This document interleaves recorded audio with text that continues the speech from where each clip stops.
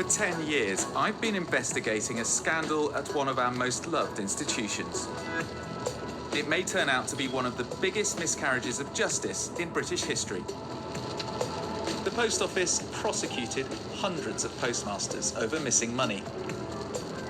Postmasters like Janet Skinner. Here.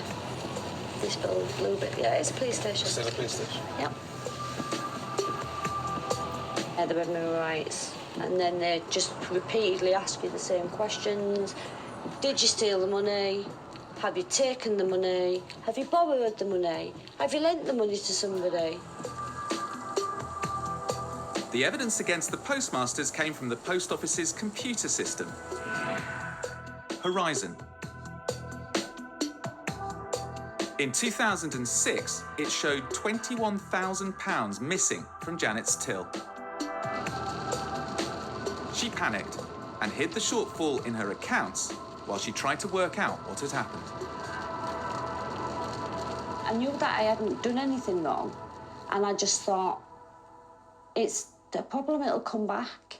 So what happened next week? It just doubled, and then it just got beyond the point where it was like I'd just buried my head in the sand, and I didn't know what to do, to be honest.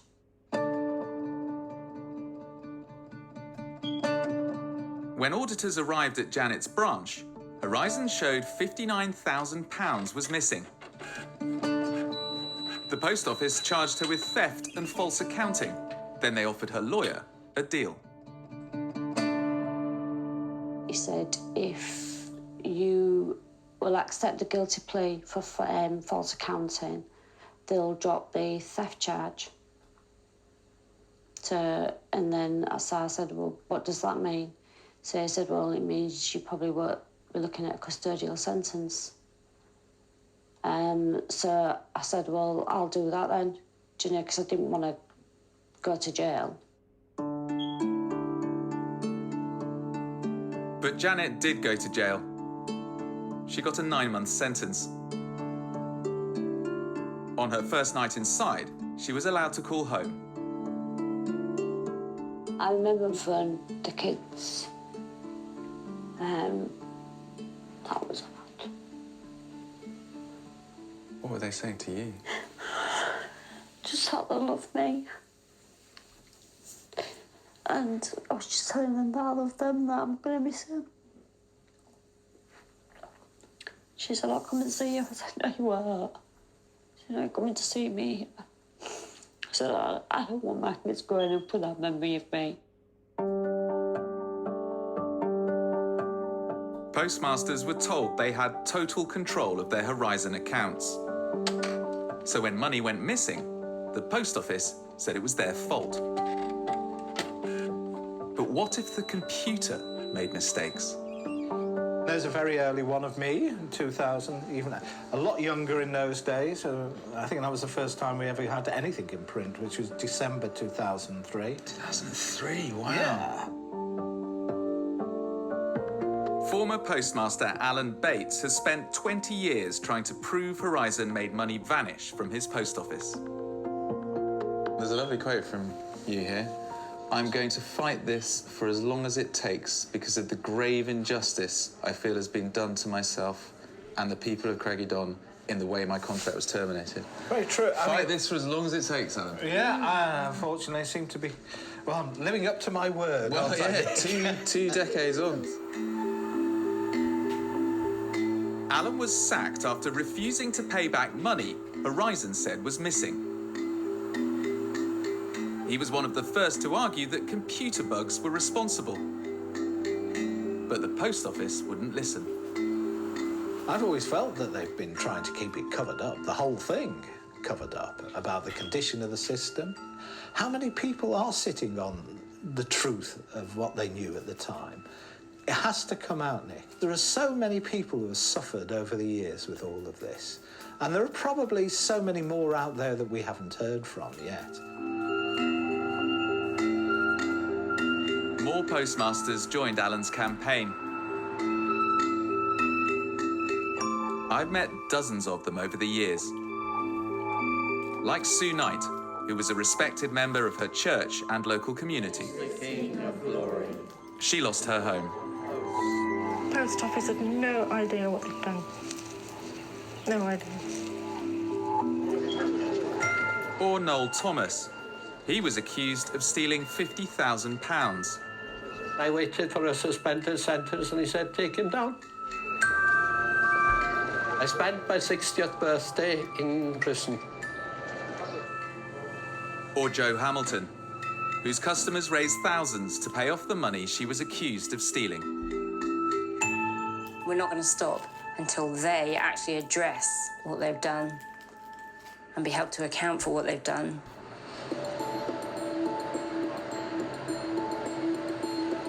"557 postmasters took the post office to court.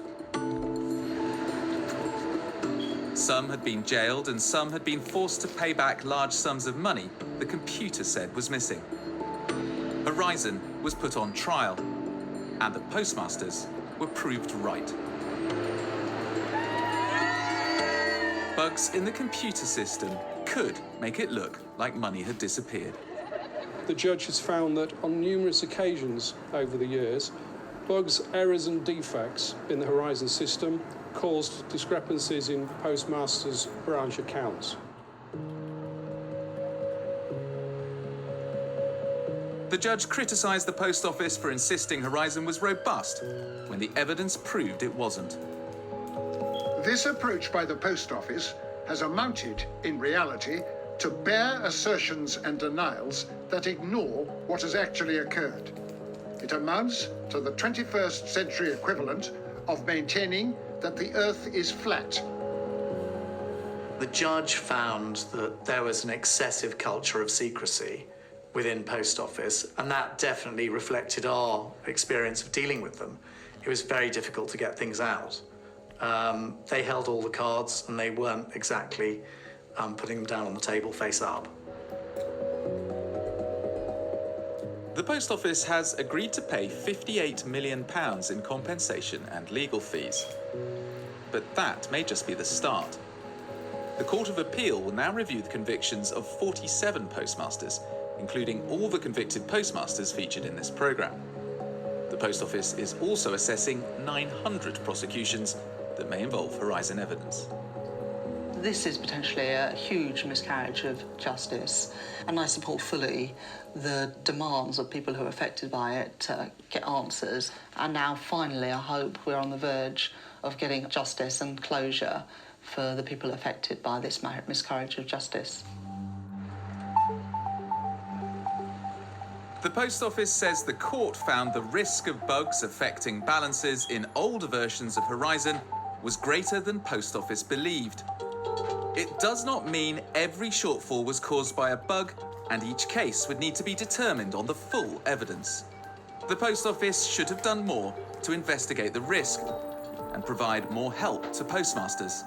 That is something we deeply regret.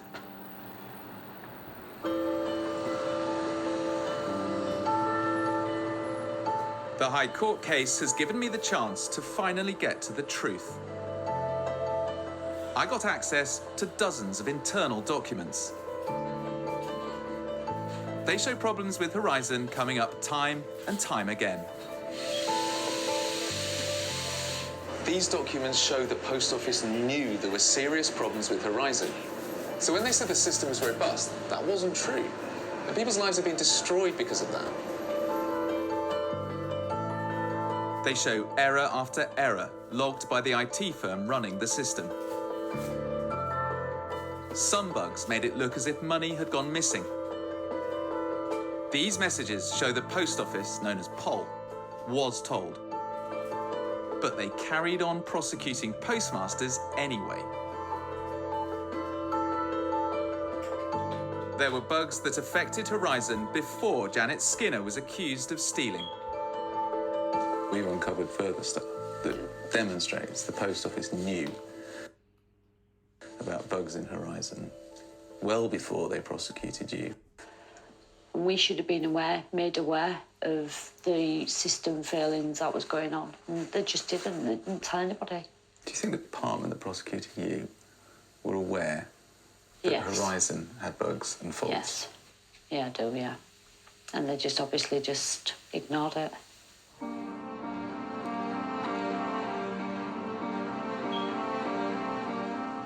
The lawyer who advised Janet to plead guilty is now a Labour MP. He says they should never have been put in that position by the Post Office.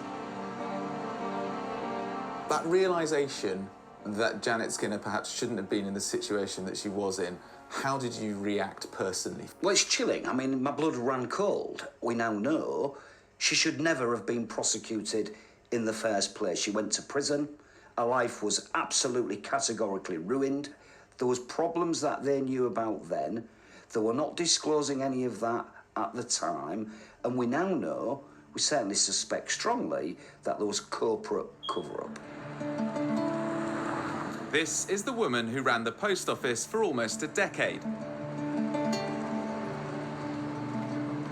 Paula Venables always insisted she wanted to get to the truth about Horizon.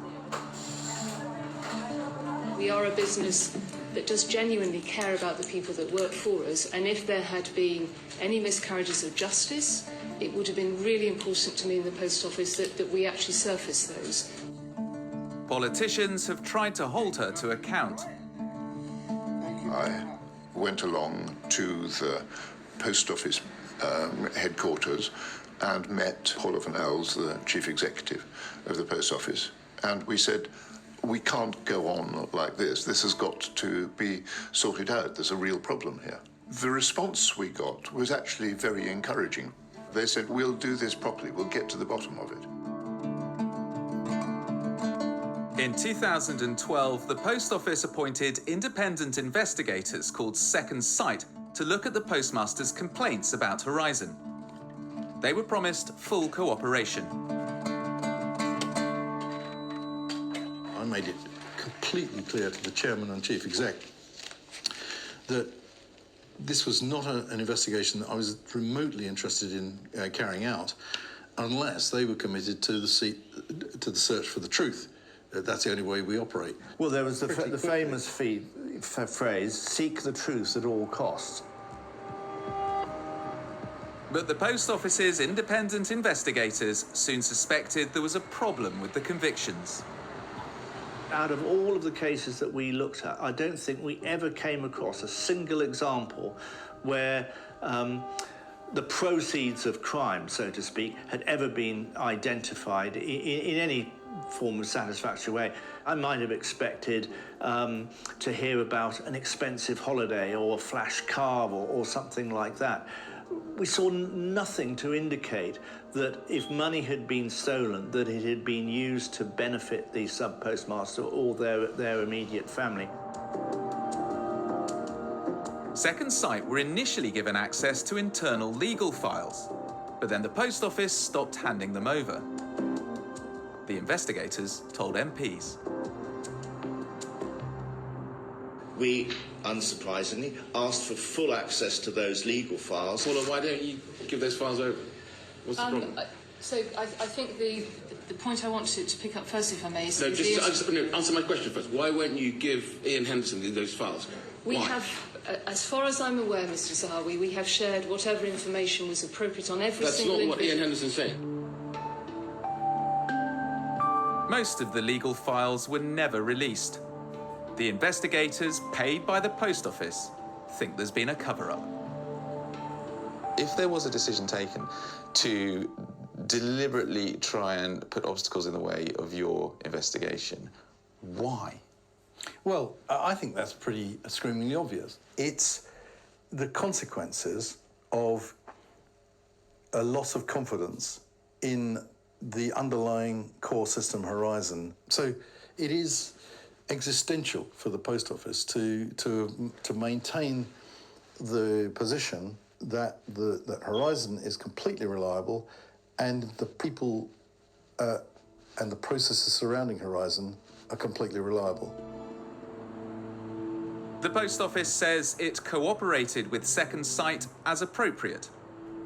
Second Sight were not experts in criminal law, and it was therefore not appropriate for them to have access to the privileged prosecution files. It says it's seen no evidence of a cover-up.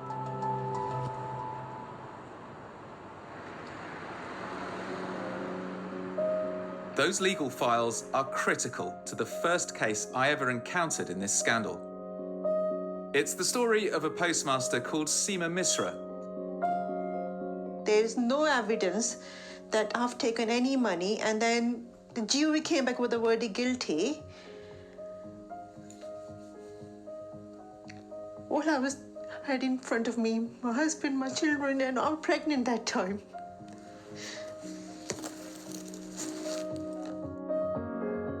Seema was jailed for stealing £74,000 after she covered up the fact cash was missing.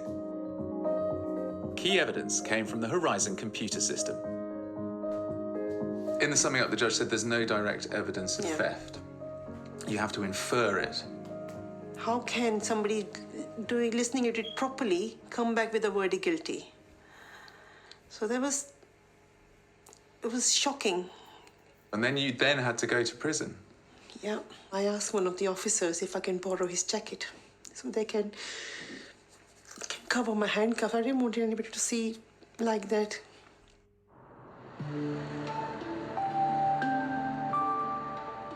Seema might not have been convicted of theft had her trial heard the truth about Horizon.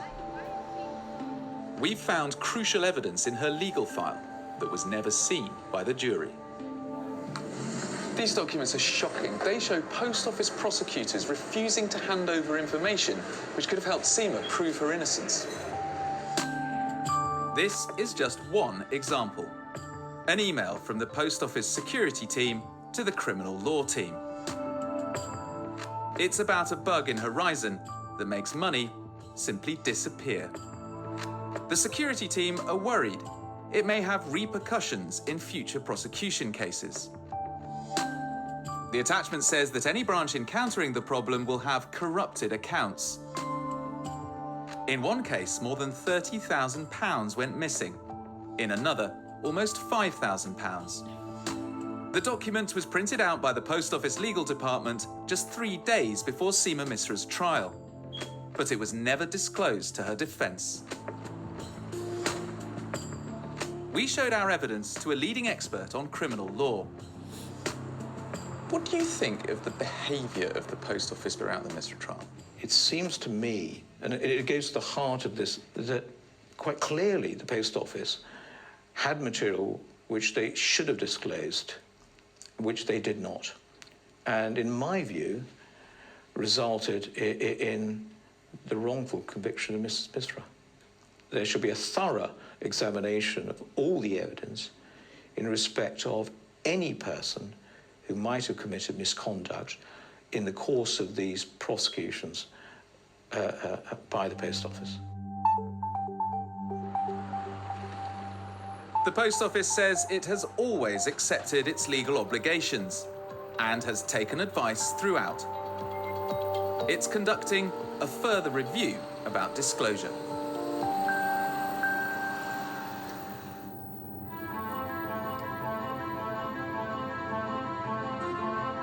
It wasn't just computer bugs that the Post Office was keeping to itself. There was another way money could disappear from the Horizon system. In 2015, we discovered postmasters' accounts could be changed without them knowing. We made a panorama which uncovered vital new evidence, but it was bitterly contested by the Post Office. The Horizon computer system is run from this office in Bracknell by Fujitsu. A whistleblower told us that financial records were sometimes changed remotely by Fujitsu staff. He knew because he was one of them. We went in through the back door and made changes. Sometimes you'd be putting several lines of code in at a time. If we hadn't done that, then the counters would have stopped working.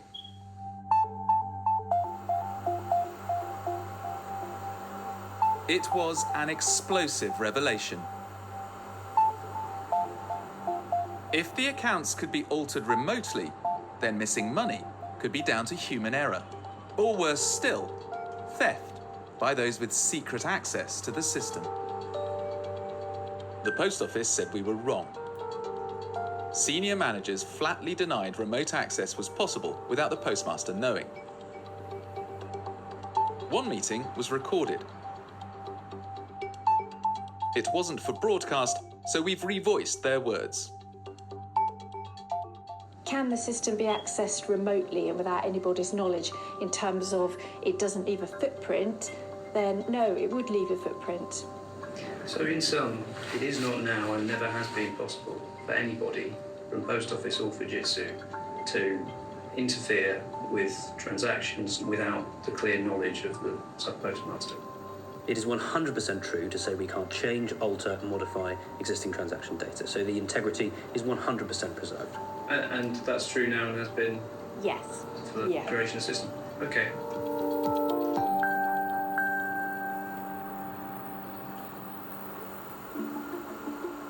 Despite these denials, our evidence of remote access was crucial to the postmasters' victory in their High Court case.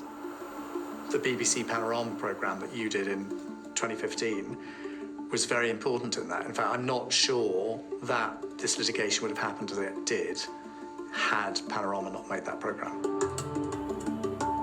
The judge decided our whistleblower was right. Remote access was possible without the postmaster knowing. Why was that so important? Because it made a fundamental difference to the reliability of the accounts and a fundamental difference to the credibility of Post Office in what it had been saying to a number of people, including in response to your programme.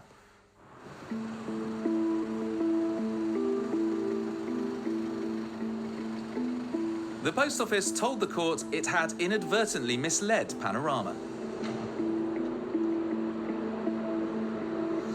The Post Office's barrister said it was a matter of enormous regret that the senior managers who dealt with Panorama were not aware that remote access to Horizon was possible. The Post Office claimed that that was just an honest mistake. But our documents suggest that isn't true. This Ernst & Young report was sent to Post Office directors back in 2011. It says it has again identified weaknesses in the Horizon system. And it warned that Fujitsu staff have unrestricted access to postmasters' accounts that may lead to the processing of unauthorized or erroneous transactions.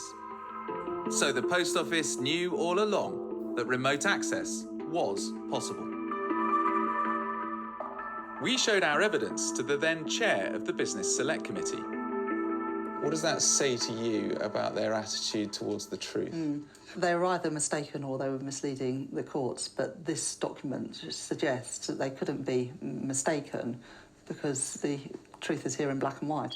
Just spell out to us how serious that is. But I think this is very serious. It is very serious that the Post Office was sitting on information that told them, and could have told the courts and their sub-postmasters, that other people could access their systems.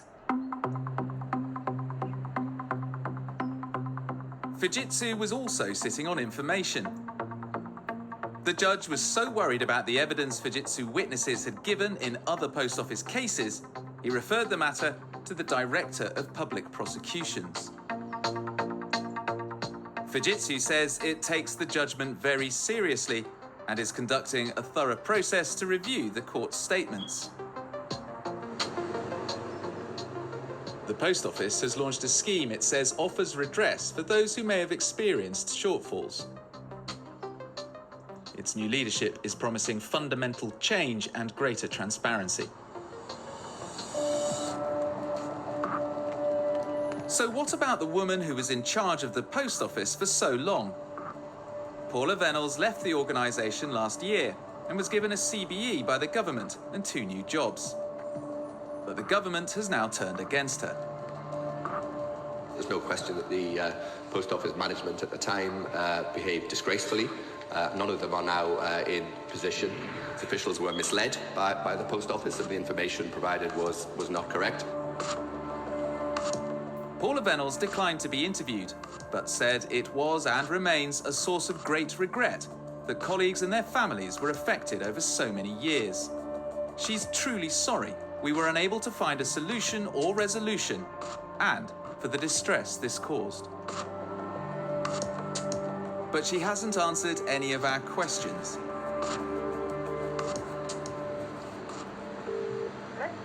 Hello, Ms. Venables. It's Nick Wallis from the Panorama programme. This conversation is being filmed. I'd like to ask you some questions about your tenure as Chief Executive of the Post Office. Nick, I'm sorry. I've already given a statement to the programme. Thank you. No, I would like to ask you why the Post Office knew about remote access to the Horizon system. This is one of the biggest frustrations about covering this story for so long, the consistent refusal of the Chief Executive and the people at the top to answer serious questions about what's been happening. I think the Postmasters deserve better than that.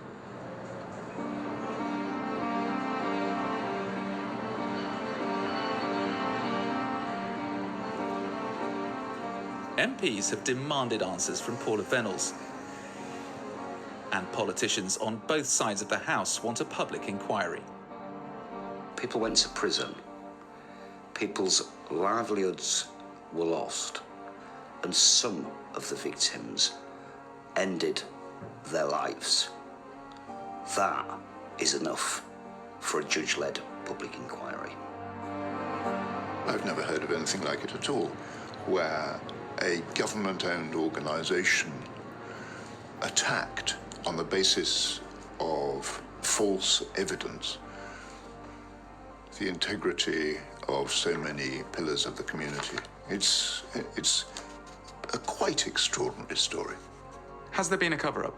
I believe that there has been, and it's probably still going on. The Postmasters won't stop until they get to the truth. They've been lying, not just to this postmaster, to everybody. They've been lying from the day one. I want to see somebody be held accountable for what's happened, because you can't create this kind of injustice on people and then just walk away with it scot-free.